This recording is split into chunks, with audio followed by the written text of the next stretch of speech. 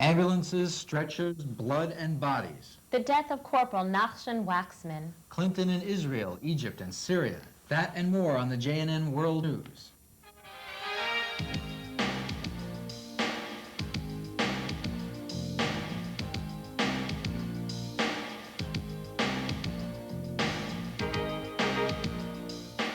I'm Caroline Greenberg. And I'm Howard Barbanel. Sadly, almost every program we begin with the latest acts of terror. Howard, the death toll has hit 88 since the signing of the Rabin-Arafat deal. Caroline, the latest to die were 3 Israeli soldiers killed kamikaze style on November 11th by a bicycle-riding Islamic holy war terrorist with 20 pounds of TNT in his vest. 3 died and 12 others wounded as the terrorist blew himself to bits. Ambulances rushed to the scene, helicopters evacuated the critically wounded, and brought reinforcements to the Jewish community of Netzarim south of Gaza. Picture this. You're riding the bus home from school, work, or shopping. All of a sudden, out of nowhere, your bus is blown to pieces. Wednesday afternoon, October 19th, Tel Aviv's number 5 bus traveling Dizengoff Street. An explosion turns the bus into mangled, twisted wreckage. Bodies and body parts were lying all over the street. Medical teams rushed to help the scores of wounded, and police sealed off Tel Aviv's busiest street. 23 died in one of the worst acts of terror in Israel's history. The bomb shattered glass and damaged apartments several floors above street level, along with a bus passing in the other direction. Among the dead were Galit Rosen, a student who would have turned 23 that day, and David Lido, 74, who survived Hitler's concentration camps. What the Nazis didn't finish, the Arabs did, said Lido's daughter. Caroline? Howard, suicide bombing is the latest mode of attack by the terrorists. Who was responsible for bus number 5? Hamas released this video. The bomber was Saleh Abdal Rahim Hussein al-Sui, who coldly asserted that Hamas would make the whole Jewish people hostages to fear and terror, and that Hamas would continue its suicide operations. A survivor of the blast and one of the witnesses had this to say. I didn't know something exploded. I thought something fell on me only, the mirror or something like that. And I sat down and I wept, and I was full of blood. Howard, I imagine the opposition had some reaction to this. Caroline, opposition leader Benjamin Netanyahu appeared all over television. Once again, terrorists have struck a deadly blow in Israel. This time, a suicide bomber on a bus in Tel Aviv blew himself up and at least 21 others. In a live interview on cable's CBN network, Netanyahu had this to say.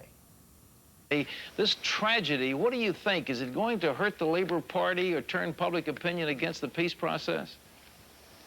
Well, I don't know about electoral results, and it's not my immediate concern. My immediate concern is for a genuine peace process, and the public in Israel is for peace, not a false peace, a real peace.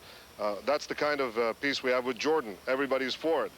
We in the Likud supported it. I personally met with Crown Prince Hassan because we know that in the case of Jordan, we have a partner that wants to live in peace next to us, side by side next to Israel.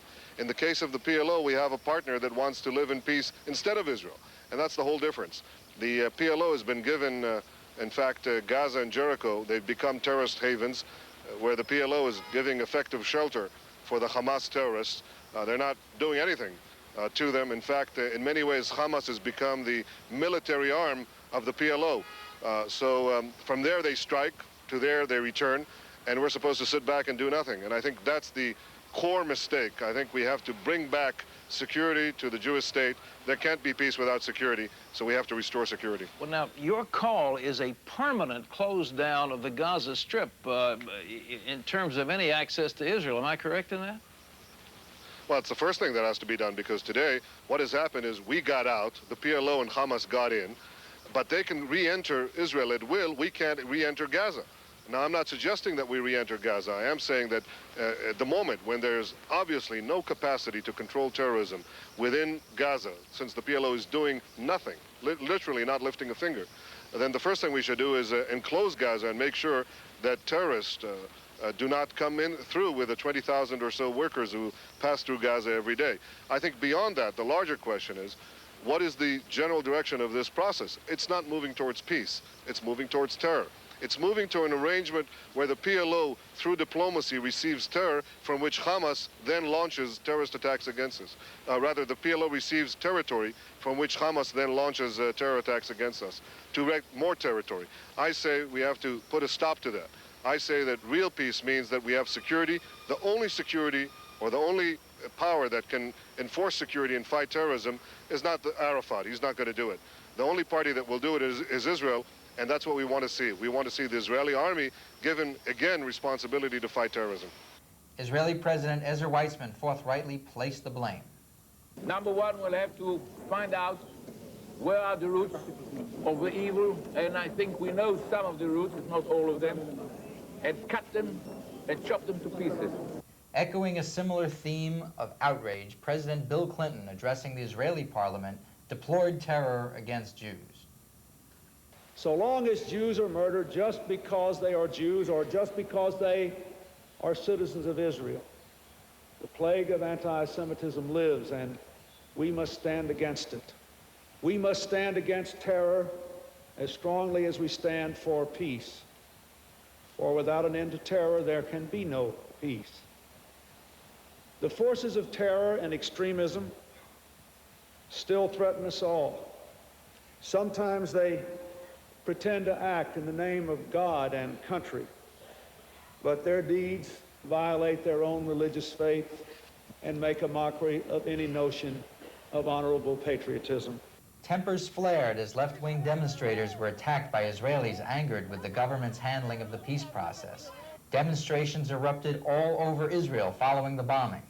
A makeshift memorial to the slain sprouted on Dizengoff Street, where yahrzeit candles were lit night after night in memory of the fallen. Corporal Nachshon Waxman was a happy-go-lucky 19-year-old soldier from the remote neighborhood of Jerusalem. Hitching a ride from his base near Tel Aviv, Waxman was picked up by 3 men wearing yarmulkes, one of whom spoke fluent Hebrew.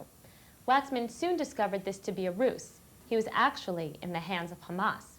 A week-long drama ensued with Hamas, demanding the release of 200 prisoners, threatening to kill Waxman by Friday, October 14th, if their demands were not met. Waxman's parents, Esther and Yehuda, observant Jews, inspired the world with their faith and calm. A videotape released by Hamas showed a terrified Waxman asking the government to comply with the kidnappers. Waxman's parents begged the terrorists to release their son and called on all Jews to pray for his release. 50,000 flocked to the Western Wall to do so. Hours before Nachshon's murder, Esther Waxman asked Jewish women everywhere to light a Shabbat candle for her son, and many women lit candles for the first time in their lives. On Friday afternoon, Israeli police ascertained Waxman's whereabouts in the Arab village of Bir Nebalah, just 5 miles from Waxman's Jerusalem home. Hours before the kidnappers' deadline, Israeli forces stormed the terrorist hideout, killing Waxman's abductors, but not before Waxman himself was slain by the Hamas people. Killed also was Captain Nir Poraz, 23, leader of the unsuccessful rescue team. On the same day, Yitzhak Rabin, Shimon Peres, and Yasser Arafat were awarded the Nobel Peace Prize. The Waxman murder didn't displease everyone. Hamas praised the Waxman's death, calling the operation heroic, calling his killers great. The Hamas statement said the operation, in which our heroes took the Zionist soldier Waxman prisoner of war, was great and heroic, and that the violent conclusion came contrary to what the Zionist war General Rabin wanted. Howard? Caroline, a popular place for sidewalk cafes and restaurants, Jerusalem's Yoel Solomon Street was the scene the week before of bloody carnage as Hamas terrorists, guns blazing, opened fire on the crowd, killing 2 and wounding a dozen. The rapid rise in terror and the killing of Jews is being attributed to a clandestine alliance between the PLO and Hamas. Intelligence experts are asserting that Hamas is operating unhindered by the PLO in Gaza and Jericho, and that the PLO and Hamas are playing a good cop, bad cop role. The experts also maintain that various PLO members are switching sides and working with Hamas. Top Israeli generals testifying before the Knesset have repeatedly stated that Hamas and the PLO share the same goal, the destruction of Israel. Caroline, did you know that in the 14 months after the signing of the Israel-PLO Accords, that the PLO still hasn't rescinded its covenant calling for Israel's destruction? Peace with the PLO may be impossible, but peace with Jordan has become a reality. To the cheers of 5,000 guests, Israel and Jordan signed a formal peace treaty beneath a scorching desert sun on October 26th. Signing the treaty were Prime Minister Rabin, Jordanian Prime Minister Majali, and witnessed by President Clinton. Watching were Eliakim Rubinstein, who negotiated the treaty, King Hussein, Warren Christopher, and others. Flags of all three countries were flying. Officers from the one-time enemies saluted one another and exchanged gifts, and thousands of balloons were let loose, symbolizing hope for the future. President Clinton expressed his optimism as well. Peace is more than an agreement on paper. It is feeling, it is activity, it is devotion. Israeli soldiers placed flowers on the graves of those who died in Israel's wars as a sign that even in peace, those who made the ultimate sacrifice are not forgotten. The treaty resolves border and water disputes, provides for economic cooperation, opens borders for tourism, and a pledge not to allow third parties to use their countries as staging grounds for aggression. The treaty passed by 105-3 vote in the Knesset. One treaty provision recognizes the status quo on Jerusalem, where Jordan has run the Muslim holy sites for decades. This and the treaty as a whole set off a wholesale Arab general strike throughout Gaza and the territories. Palestinian Arabs' scorn for peace could be seen in the trampling of U.S. and Israeli flags on the floor outside a mosque, and by clashes between rock-throwing youths and the Israeli army. Street demonstrations were also prevalent. American and Israeli officials expressed dismay over the PLO's condemnation of the Israel-Jordanian treaty. Caroline? Touring the Middle East, President Clinton visited Egypt, Israel, Jordan, Syria, Kuwait, and Saudi Arabia. The shuttle diplomacy started in Egypt, where Clinton met with Egyptian President Hosni Mubarak and PLO chief Yasser Arafat. The president and Arafat spoke about clamping down on Hamas. While Arafat was vague on his commitment, the president felt satisfied. That once you become a partner in the peace process, you have to fight for peace. And those who seek to undermine it are seeking to undermine you. I think he clearly understands that, and I was satisfied with the answer I received. Clinton visited Syria, a nation that officially sponsors terrorism and is engaged in drug trafficking. Meeting with Syria's Hafez Assad for the second time this year, the president received little from Assad to make peace with Syria seem like a possibility soon. On friendlier turf in Amman, Jordan, he pledged U.S. support for Jordan as a result of its having made peace.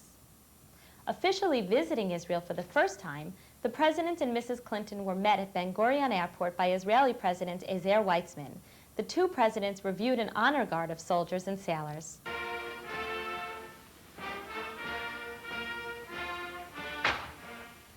The president reaffirmed America's friendship with the Jewish state. America, as always, is proud to stand with you. We intend to remain by your side in the years ahead. The big flashpoint was Jerusalem. Staying at the King David Hotel, Clinton addressed the Knesset, laid a wreath to Israel's fallen, but never made it past the western half of the city.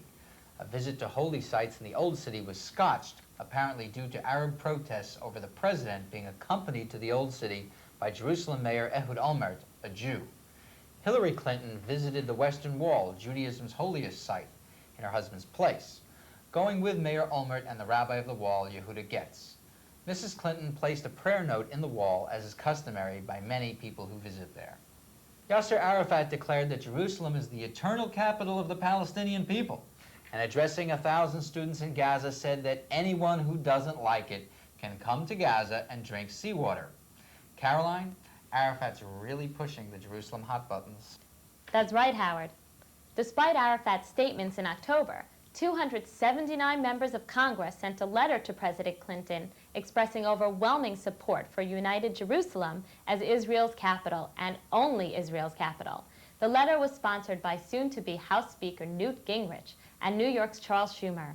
Also in the Senate, 65 senators wrote to the administration expressing concerns and objections to a high-tech spy satellite sale to Saudi Arabia.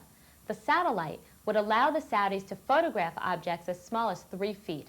The senator said such a satellite could easily photograph U.S. and Israeli troop movements.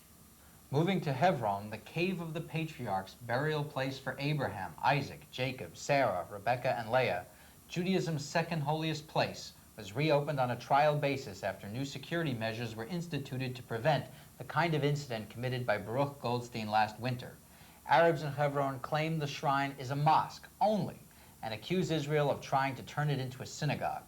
The new arrangements physically separate the two groups and accord exclusive use on 10 Muslim and Jewish holy days. Here to discuss this is Dr. Manfred Lehman. Dr. Lehman has published many articles in archaeological journals about the cave and shrine, and Dr. Lehman is also a columnist in many Jewish newspapers across the country. Dr. Lehman, let me ask you, first of all, what are the sources behind the Tomb of the Patriarchs? The media reports give a lot of credence to it being a mosque. Are there archaeological sources for this site that bolster the Jewish claim at all? Yes, very definitely. We as a people have been around longer than any other nation in the area. We've been there for 3,600 years. And the very first transaction, the first purchase of land by a Jew was exactly this site of the Machpelah, which was carried out by our forefather Abraham. And he followed the archaeologically proven rules and regulations of the Hittites, who were then in charge. And when he bought that land, the piece of land, he did so not for himself, he did it for his wife Sarah, and buried her there. It was called Machpelah because it was a double cave, and that has only come out recently when there were excavations that there are two areas, two levels in that cave, and there are bones in all of these areas, which means that several people are buried there, which bears out the Jewish claim that there are 6 patriarchs and matriarchs buried there, and not one of those that are claimed by the Arabs. You know, the Arabs claim they are descendants of who, you know? The Bible tells you about Hagar. Well, Dr. Lehman, let me ask you, do the Arabs say that any of their forefathers are buried there? Well, they claim, of course, Abraham as their ancestor, but they have no explanation why there are 5 others, and they have no explanation why their own ancestors, that is Hagar, or their ancestor Ishmael, they're not buried there. It was strictly for Sarah, who is an ancestor of the Jews only. So therefore, there could never have been any shrine for the Arabs. But if you can skip now another 1,500 years or so. Dr. Lehman, you're anticipating my next question, which is, I've seen pictures of the building, the shrine, the Cave of the Patriarchs. It looks a lot like the Western Wall in Jerusalem. Who built this building? Well, it's no coincidence. It was built by one and the same king, King Herod, who was a very mighty builder. He was known for doing the most fantastic building projects of that period. He was known even in Rome at the time.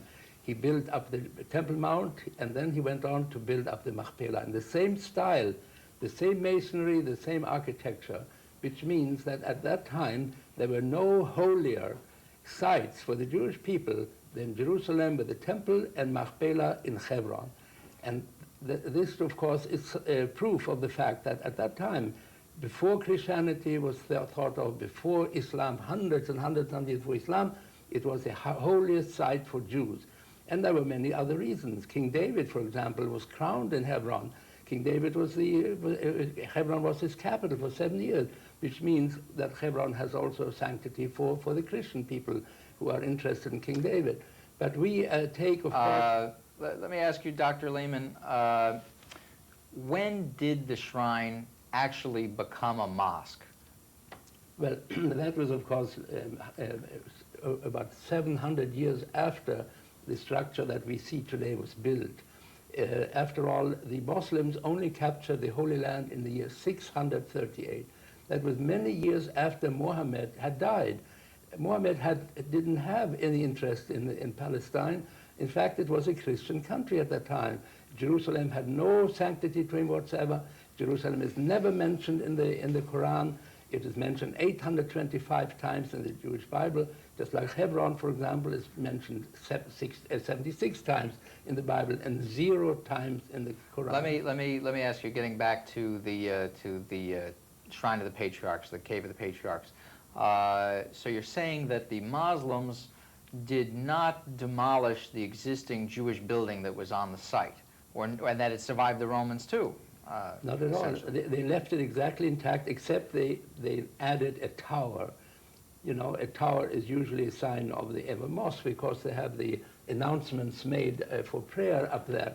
But that made it look like a mosque, but it was never a mosque. It was for thousands of years before Islam was founded already a Jewish sacred place. Let me ask you, Doctor, what were Jewish rites at the Tomb of the Patriarchs prior to 1967 in Israel? Well, that was a very, very unfortunate thing. The moment the Muslims took over, they expelled all infidels, which means Christians and Jews, were barred from the mosque, and they were only given permission to walk up 7 steps, but that's, of course, outside of the mosque. They were not allowed inside. And my hunch is, the reason for that is that they made the claim that this mosque only holds the tomb of Abraham, which is the one that they could claim as an ancestor. They didn't want anybody to find out that, in fact, there were at least 6 graves there, all of Jewish ancestors. And therefore, they kept infidels out, Christians and Jews.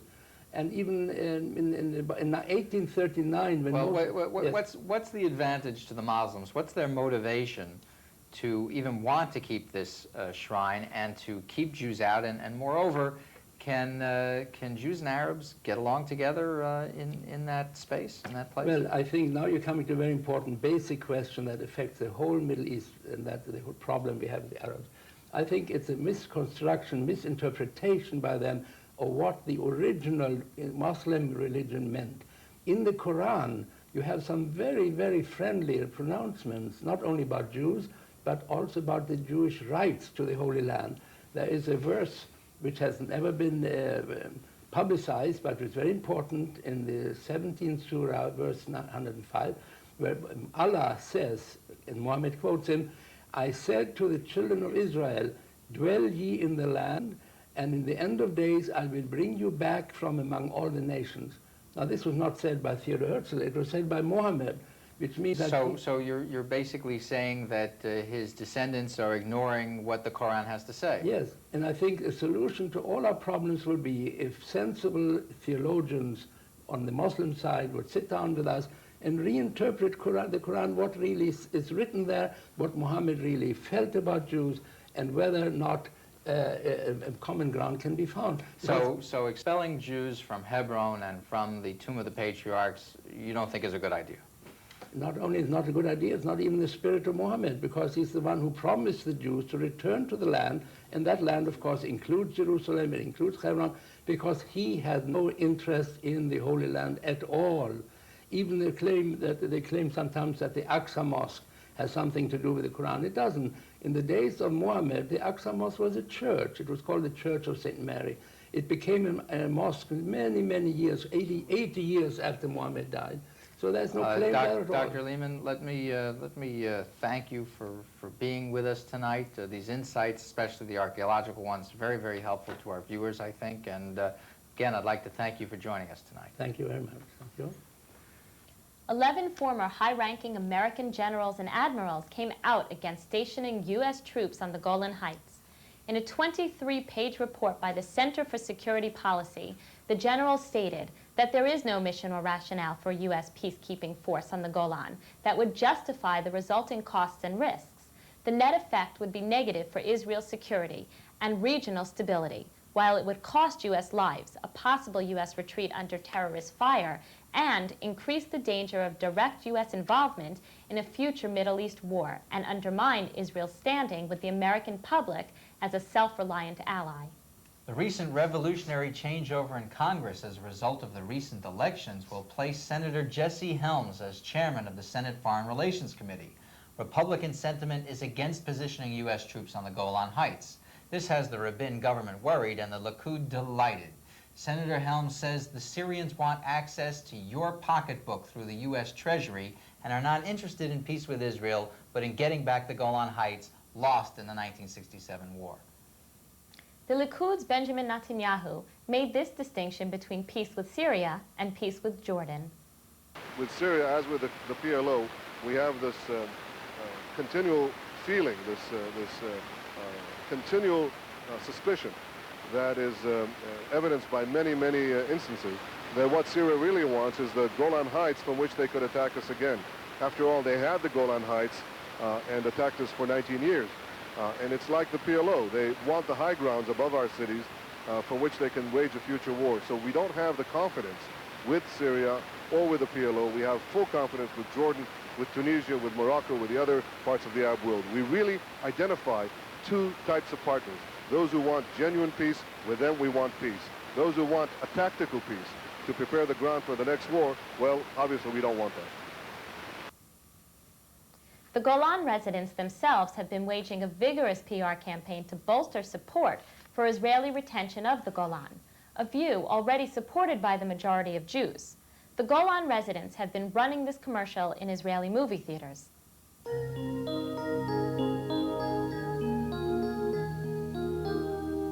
לא די לשאת מילים על רמת הגולן. יש לממש אותם בבנייה, בתעסוקה. לא יעלה על הדעת שגם בשלום נרד מרמת הגולן. מי שיעלה על הדעת לרדת מרמת הגולן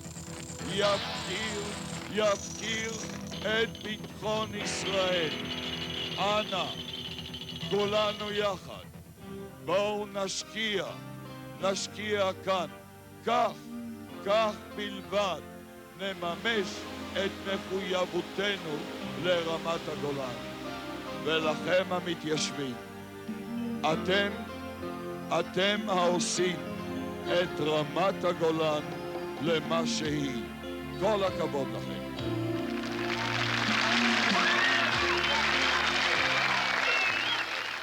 Howard, did you know that a recent American Jewish Committee survey found that only 7% of American Jews favor returning most or all of the Golan to Syria, and that more than 2/3 believe Syria isn't interested in real peace? You know, Caroline, I just got a hold of a Mideast Forum survey that was conducted of Americans, and of Americans polled, it's 4-1 against positioning U.S. troops on the Golan. And notwithstanding the treaty with Jordan, American Jews are worried about the future of the Golan, Jerusalem, and the territories.